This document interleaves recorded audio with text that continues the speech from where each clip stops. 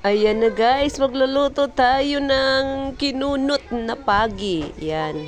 So ayan na guys, ikukunutin na natin. Ihimay lang natin ang mga laman at iwalay ang buto-buto kasi pag hindi mo yan hinihiwalay ay maano po yan, maano yung tinik niya. So, pwede naman siyang kainin. Yun.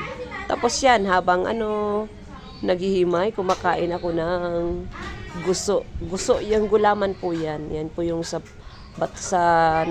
bato daw yan na guso. Parang lato ba? Hindi yung lato, lato. Yung seafoods. Lamang dagat siya.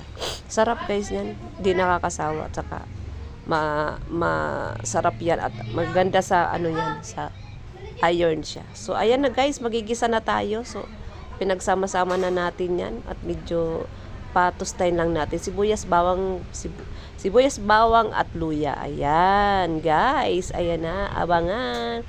Napakasarap nito, guys. Ayan, paborito kasi talaga namin yan dahil sa Bicol, ayan, sa Bicol, yan po ang parang specialty din, isa sa specialty din ng Bicol. So, ayan, guys. Hindi na po ako naglagay dyan ng pangalawang gata. Puro gata lang lagay ko dyan. 2 gata.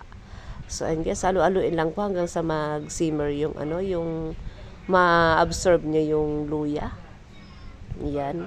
Para yung langsa hindi siya masyadong So, ayan nga guys. At halu-haluin lang yan para At pagka medyo kulo-kulo na, so, pwede nyo nang ilagay yun, medyo may tumalsik pa. Agay, yan yung tumalsik.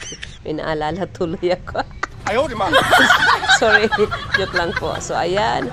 Lagay na natin sibuyas, bawang, sorry. Masyado tuloy ako na So, yan yung malunggay at saka sili. Daw ng sili at saka yung bunga ng sili. So, asin, bitsin at paminta. So, yan guys. Pakuluin lang hanggang sa matuyot-tuyot. So, para okay na yun. Ayan. Thank you for watching guys.